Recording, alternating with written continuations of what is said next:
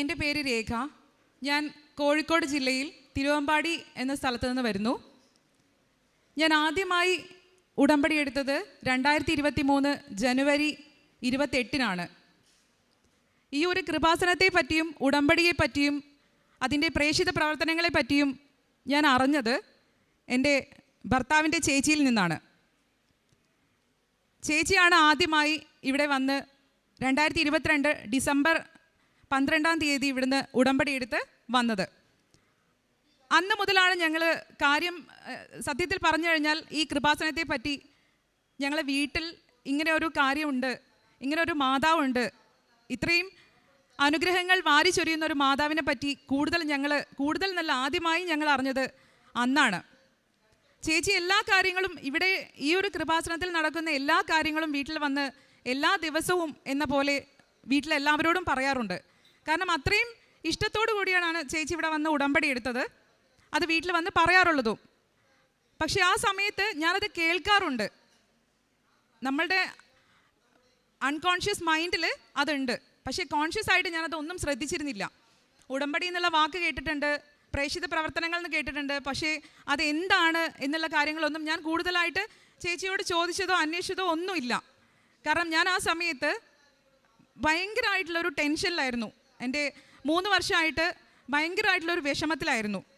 ഞാൻ KMCT Ayurveda medical കോളേജിൽ PRO ആയിട്ടാണ് വർക്ക് ചെയ്തുകൊണ്ടിരുന്നത്. ഇപ്പോൾ റിസൈൻ ചെയ്തു. ആ സമയത്ത് എൻ്റെ ഭർത്താവിന് 3 വർഷമായിട്ട് ജോലി ഇല്ലാതെ നാട്ടിലായിരുന്നു. ഗൾഫിലാണ് ജോലി ഉണ്ടായിരുന്നത്. 10 വർഷത്തോളം അവിടെയായിരുന്നു. അവിടുത്തെ ചില പ്രശ്നങ്ങൾ കാരണം അവിടെ നിർത്തി വരേണ്ടി വന്നു. നാട്ടിൽ വന്ന് കുറേ ജോലികൾക്ക് ശ്രമിച്ചു, പല ജോലികൾക്കും ശ്രമിച്ചു, പക്ഷേ ഒന്നും അങ്ങോട്ട് റെഡിയായി വന്നില്ല. അപ്പോൾ എൻ്റെ ഈ ഒരു ശമ്പളം കൊണ്ട് മാത്രം നമുക്ക് ഒരിക്കലും ജീവിക്കാൻ പറ്റിയില്ല. 2 മക്കളാണുള്ളത്, അച്ഛൻ അമ്മ അവരെ കൂടെയാണ് ഞങ്ങൾ താമസിക്കുന്നത്. അപ്പോൾ അതുകൊണ്ടൊന്നും എവിടെ എത്താതിരുന്ന ആ ഒരു സമയത്ത് കുറേ ജോലികൾ അന്വേഷിച്ചു, കുറേ വഴികൾ അന്വേഷിച്ചു. അവസാനം ഞങ്ങൾ പുറത്തേക്ക് പോകാനുള്ള ഒരു തീരുമാനത്തിലെത്തി. ഗൾഫിലേക്ക് നോക്കുന്ന സമയത്ത് അവിടെയും ഭയങ്കര പ്രശ്നങ്ങളാണ്. ദുബായ് ആണെങ്കിലും ഖത്തറാണെങ്കിലും ഏത് രാജ്യം ഏതൊരു ഗൾഫിൽ സ്ഥലം എടുത്തു നോക്കിയാലും അവിടെ എല്ലാം ഭയങ്കര പ്രശ്നങ്ങൾ നടന്നുകൊണ്ടിരിക്കുന്ന സമയമായിരുന്നു. കൊറോണയുടെ ടൈമായിരുന്നു, അതും അവിടെ ഒരു വില്ലനായി വന്നു. അപ്പോൾ ഭയങ്കര ഡെസ്പായിട്ട് നിൽക്കുന്ന ഒരു സമയത്താണ് ചേച്ചി ഉടമ്പടി എടുത്ത കാര്യം വന്ന് പറയുന്നത്. അപ്പം ഞാൻ ജസ്റ്റ് ആ ഒരു ടെൻഷനിലായപ്പോൾ കൂടുതലൊന്നും ഞാൻ അന്വേഷിച്ചതുമില്ല.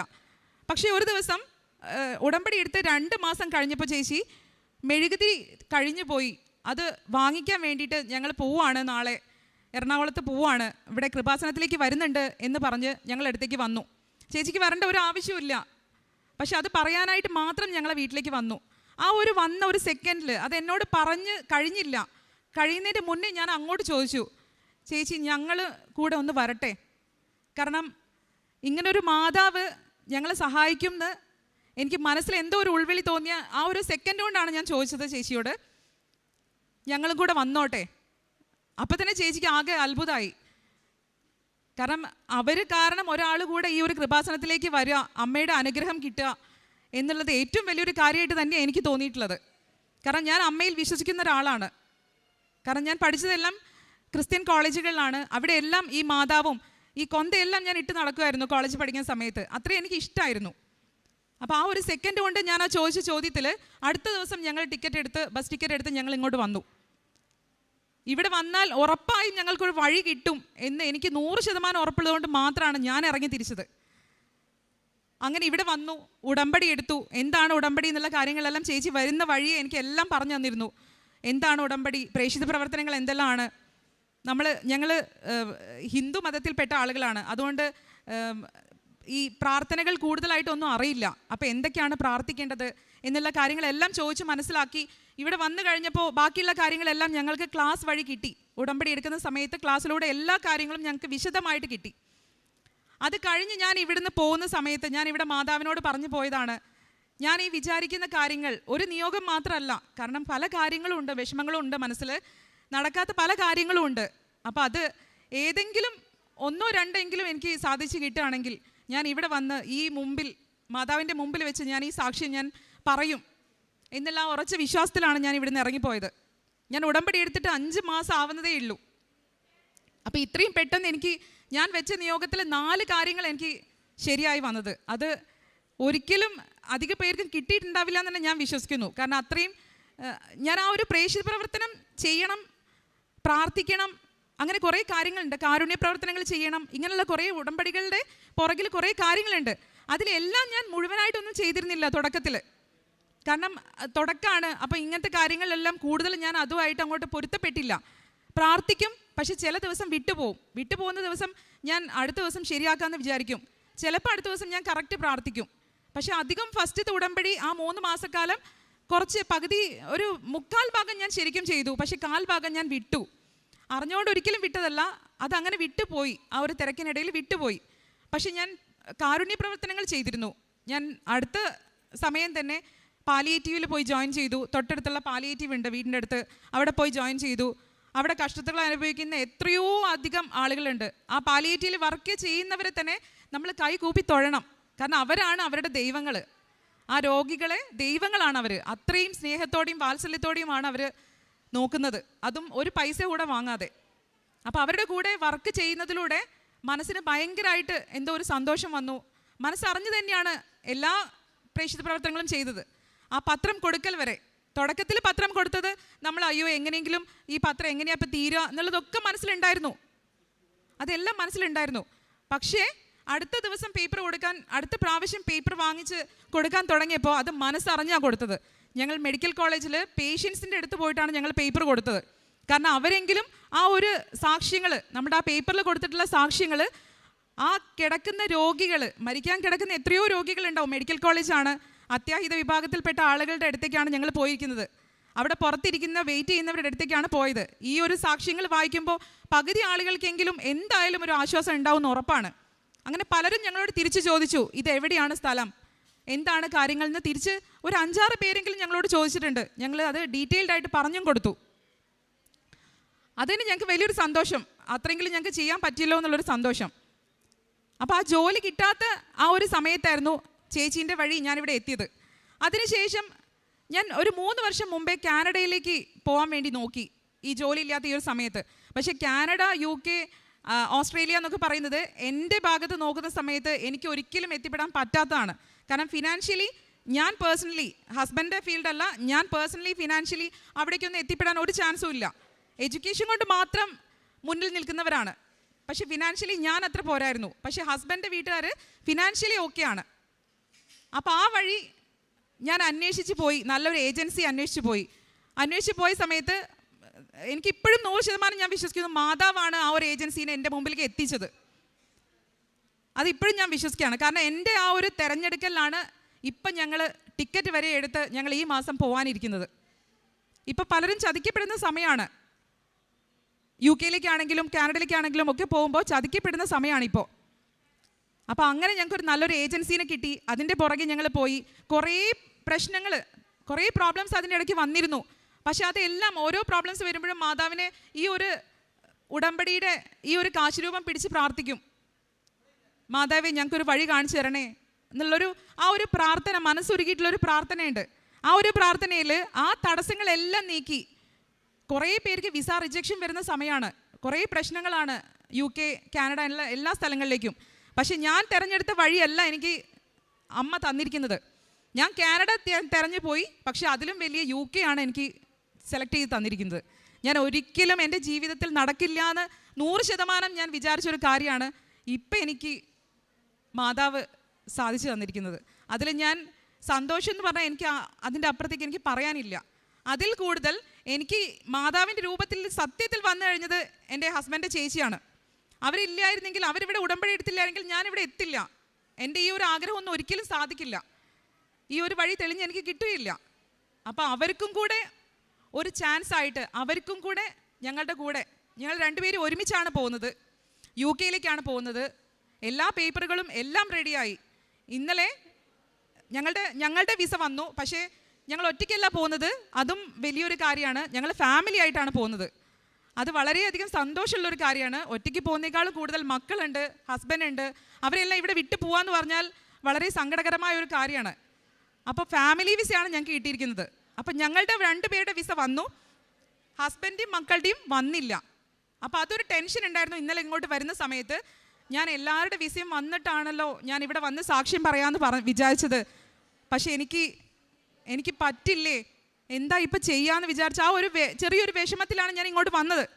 അത് റിജക്റ്റ് ആവോ, എന്തെങ്കിലും പ്രശ്നം വരുമോ? കാരണം ഞങ്ങൾ ടിക്കറ്റ് എടുത്തു, ഞങ്ങളുടെ വിസ വന്ന ഉടനെ തന്നെ ഞങ്ങൾ ടിക്കറ്റ് എടുത്തു. കാരണം ടിക്കറ്റിൻ്റെ റേറ്റ് കൂടി വരികയാണ്.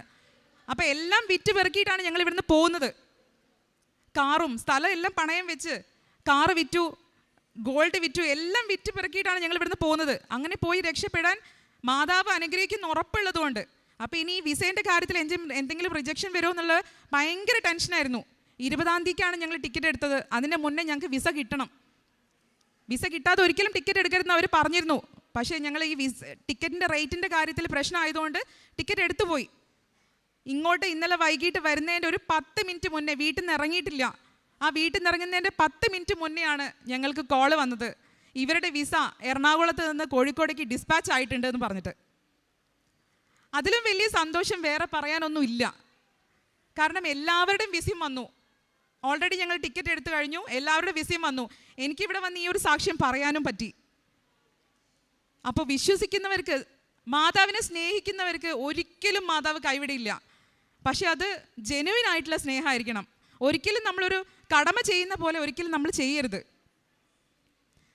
കുറേ നിയോഗങ്ങൾ ഞാൻ വെച്ചിരുന്നു, അതിൽ 4 എണ്ണമാണ് എനിക്ക് ശരിയായത്. പക്ഷേ മറ്റ് 2 ശരിയായില്ലെങ്കിലും കുഴപ്പമില്ല, അത് ശരിയാക്കുമെന്ന് എനിക്ക് ഉറച്ച വിശ്വാസമുണ്ട്. രണ്ടാമത്തെ കാര്യം ഈ ചേച്ചിയുടെ കാര്യം തന്നെ. അവരും കുറച്ച് വർഷങ്ങൾക്ക് മുമ്പേ കാനഡയിലേക്ക് പോകാൻ നിന്നിരുന്നതാണ്. IELTSൻ്റെ കോച്ചിങ്ങിന് വരെ പോയി. പക്ഷേ കുറേ സാഹചര്യങ്ങൾ കൊണ്ട്, ഫാമിലി ഇഷ്യൂസ് കൊണ്ട് അവിടെ വെച്ച് സ്റ്റോപ്പ് ചെയ്തു. പക്ഷേ അവർ വെച്ച ഉടമ്പടിയിലെ ഒരു നിയോഗം എൻ്റെതായിരുന്നു. ആ ഒരു നിയോഗം കൊണ്ട് മാത്രമായിരിക്കും ചിലപ്പോൾ ഞാനിവിടെ എത്തിപ്പെട്ടത്. ഞാൻ വെച്ച ഉടമ്പടിയിലെ ഒരു നിയോഗം ചേച്ചിയുടേതായിരുന്നു. അവരും കൂടെ വരാൻ പറ്റണേ എന്നുള്ള ഒരു നിയോഗമായിരുന്നു ഞാനും വെച്ചിരുന്നത്. ഇപ്പോൾ 2 പേർക്കും കൂടിയാണ് പോകാൻ പറ്റിയിരിക്കുന്നത്. 2 പേരുടെ ഫാമിലിയും കൂടിയാണ് ഈ 20-ാം തീയതി UK ഞങ്ങൾ പോകാനിരിക്കുന്നത്. അപ്പോൾ ആ ഒരു കാര്യം ഞങ്ങൾ സാധിച്ചു.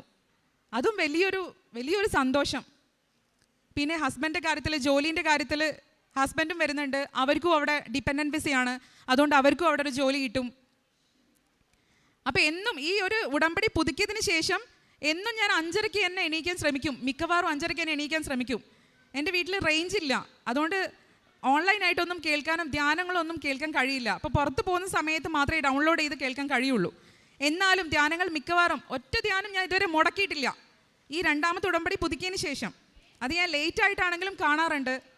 രാവിലെയും വൈകിട്ടും പ്രാർത്ഥന ചൊല്ലാറുണ്ട്. വിശ്വാസ പ്രമാണം ചൊല്ലിയിട്ടാണ് ഞാൻ, ഉടമ്പടി തൈലം എടുത്തിട്ടാണ് ഞാൻ നെറ്റിയിൽ വരയ്ക്കുന്നത്. അപ്പോൾ അതൊക്കെ ആ പ്രാർത്ഥിക്കുന്ന സമയത്ത് എനിക്ക് 2 തവണ മാതാവായിട്ട് സത്യം ചെയ്ത് പറയാണ്, മാതാവായിട്ട് പറയാണ്. 2 തവണ എനിക്ക് ഈ മാതാവിൻ്റെ സാന്നിധ്യം ഞാൻ അറിഞ്ഞിട്ടുണ്ട്. അതെങ്ങനെയെന്ന് ചോദിച്ചു കഴിഞ്ഞാൽ ഒരു സ്മെല്ലിൻ്റെ രൂപത്തിൽ ഞാൻ പ്രാർത്ഥിക്കുന്ന സമയത്താണ് എനിക്കത് കിട്ടിയിരിക്കുന്നത് 2 തവണ. എന്ത് സ്മെല്ലാണെന്ന് ചോദിച്ചാൽ എനിക്ക് പറയാൻ അറിയില്ല. ഒരു സുഗന്ധമാണ്, ഒരു പ്രത്യേക സുഗന്ധമാണ്. ഞാൻ കുറേ ചുറ്റിലും നോക്കി എന്താണ് സ്മെല്ല്. ഞാൻ ഒരു റൂമിൽ ഈ ഒരു മാതാവിൻ്റെ ഫോട്ടോ വെച്ച് ഈ മെഴുകുതിരിയും വെച്ച് ആ ഒരു റൂമിൽ അത് മാത്രമേ ഉള്ളൂ, വേറെ ഒന്നുമില്ല ആ റൂമിൽ. കുറേ തിരിഞ്ഞു നോക്കി, പക്ഷേ എനിക്കത് അപ്പം അറിയായിരുന്നു മാതാവിൻ്റെ ഒരു പ്രസൻസ് ആണതെന്ന്. കാരണം കുറേ പേര് സാക്ഷ്യങ്ങൾ പറഞ്ഞിട്ടുണ്ട്, അച്ഛൻ പറഞ്ഞിട്ടുണ്ട്, ഇവിടെ പറയുന്നത് ഞാൻ കേട്ടിട്ടുണ്ട് ധ്യാനത്തിൽ. അപ്പോൾ എനിക്കറിയാം മാതാവ് കൂടെ ഉള്ളതിൻ്റെ ഒരു സൂചനയാണതെന്ന്. 2 തവണ എനിക്ക് അനുഭവിച്ചുകൊണ്ട് മാതാവിൻ്റെ സൂചനയാണെന്ന് എനിക്കറിയാം. അപ്പോൾ അത് 2ാമത്തെ കാര്യം. 3ാമത്തെ കാര്യം, ഇനി 4ാമത്തെ ലാസ്റ്റത്തെ കാര്യം എന്താണെന്ന് വെച്ചാൽ എൻ്റെ ചേച്ചി, എൻ്റെ സ്വന്തം ചേച്ചി, അവർ കുറേ ആയി ജോലിയൊക്കെ ഉണ്ട്, ടീച്ചറായിരുന്നു. പക്ഷേ കിട്ടിയതെല്ലാം പ്രൈവറ്റ് സ്ഥാപനങ്ങളിലാണ് കിട്ടിയതെല്ലാം. അപ്പോൾ ഒരു ഗവൺമെൻറ് ജോലി കിട്ടണം എന്നുള്ളത് കുറേ പരിശ്രമിച്ചു, പക്ഷേ എത്ര ശ്രമിച്ചിട്ടും അത് കിട്ടുന്നില്ല. അവസാനം എംപ്ലോയ്മെൻറ്റ് വിളിച്ചാലും മതി എന്നുള്ള രൂപത്തിലായിരുന്നു. അപ്പം ഞാനിവിടെ ഫസ്റ്റത്തെ ഉടമ്പടി വെച്ചതിൽ അവരുടെ കാര്യം കൂടെ ഞാനതിൽ ഉൾപ്പെടുത്തിയിരുന്നു. ആ ഉൾപ്പെടുത്തി ഒരാഴ്ച കഴിഞ്ഞപ്പോഴാണ് അവർക്ക് എംപ്ലോയ്മെൻറ്റിൽ നിന്ന് കോള് വന്നത്. പക്ഷേ കോള് വന്നത് പിയൂൺ എന്ന് പറഞ്ഞ പോസ്റ്റിലേക്കാണ്. ആ പിയൂൺ എന്ന് പറഞ്ഞ പോസ്റ്റിലേക്ക് വലിയ താല്പര്യം ഉണ്ടായിരുന്നില്ല.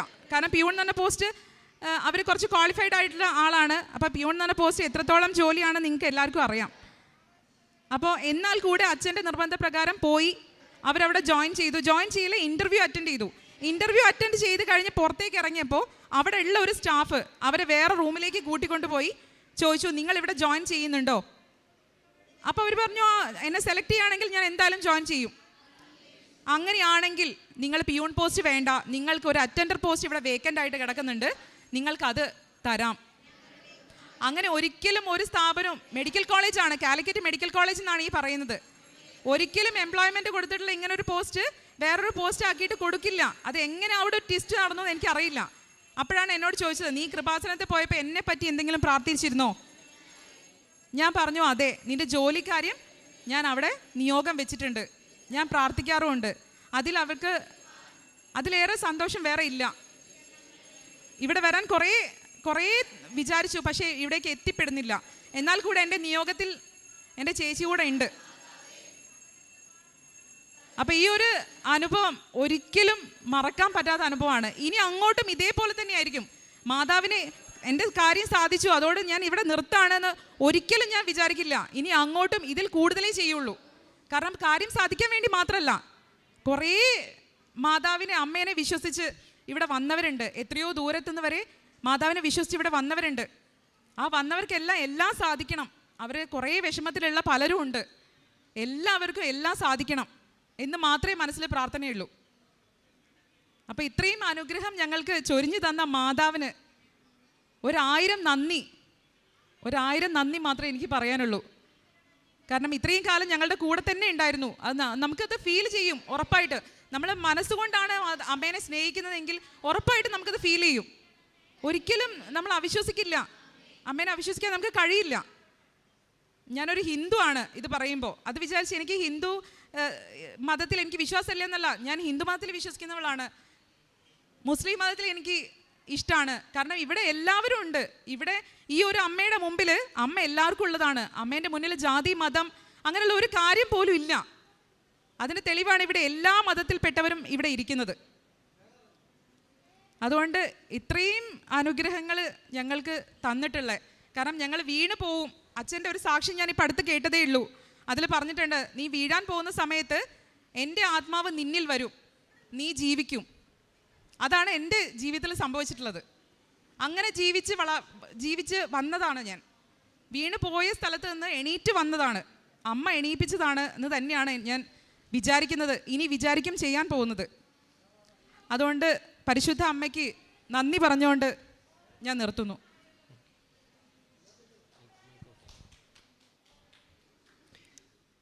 ഇപ്പോൾ കേട്ട സാക്ഷ്യം ഈ സഹോദരി തന്നെ ഓൾറെഡി ഇതിനുള്ള കൺക്ലൂഷനും ഒക്കെ തന്നെ ചേർത്ത് പറഞ്ഞിട്ടുണ്ട്.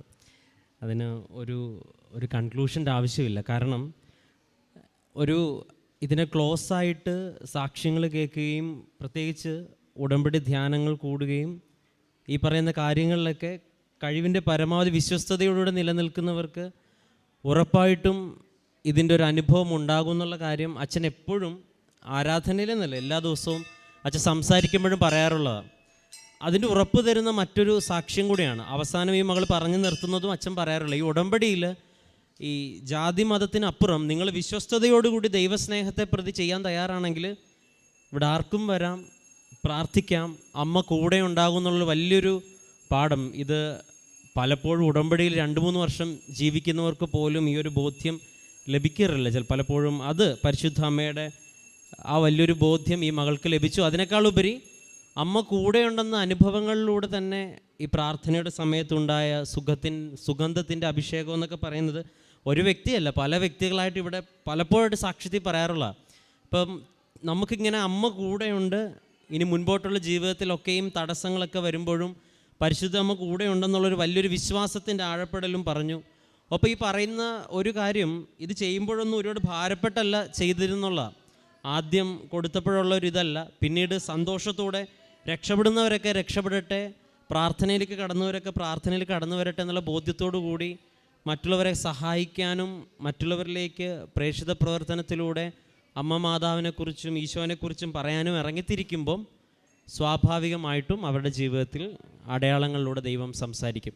അതും അവസാനം മകൾ തന്നെ പറയുന്നുണ്ട്, വിശ്വസിച്ച് ഇതിനോട് ചേർന്ന് നിൽക്കുന്നവരുടെ കൂടെ വിശ്വസ്തനായ ദൈവം ചേർന്ന് നിൽക്കും. അങ്ങനെ ഏറ്റവും ദൈവകൃപ ലഭിച്ച ഈ ഒരു ജീവിതത്തിൻ്റെ സാക്ഷ്യം കേൾക്കുന്ന നിങ്ങൾക്കും അപ്പോൾ ഇനി ഭാവിയിൽ ഓൺലൈനിലൂടെ കേൾക്കാനിരിക്കുന്നവർക്കും ഇത് വലിയൊരു തിരിച്ചറിവാകട്ടെ. ഇത് ഉടമ്പടി എടുത്തതുകൊണ്ട് കാര്യം നടന്നു എന്നുള്ള തിരിച്ചറിവല്ല, ഉടമ്പടി പറയുന്ന കാര്യങ്ങൾ ചെയ്തതുകൊണ്ട്, ദൈവസ്നേഹത്തിൽ നിറഞ്ഞതുകൊണ്ട് അമ്മ കൂടെ നിന്നു എന്നതിൻ്റെ വലിയൊരു ഓർമ്മപ്പെടുത്തലാകട്ടെ ഈ സാക്ഷ്യമെന്ന് പ്രത്യേകം ഓർമ്മപ്പെടുത്തുന്നു. അപ്പോൾ നമുക്കിപ്പോൾ ഇവിടെ ഇരിക്കുന്നവർക്ക് നമുക്ക് നിറഞ്ഞ കൈകളടിച്ചുകൊണ്ട് പരിശുദ്ധ അമ്മയ്ക്ക് നന്ദി പറയാം.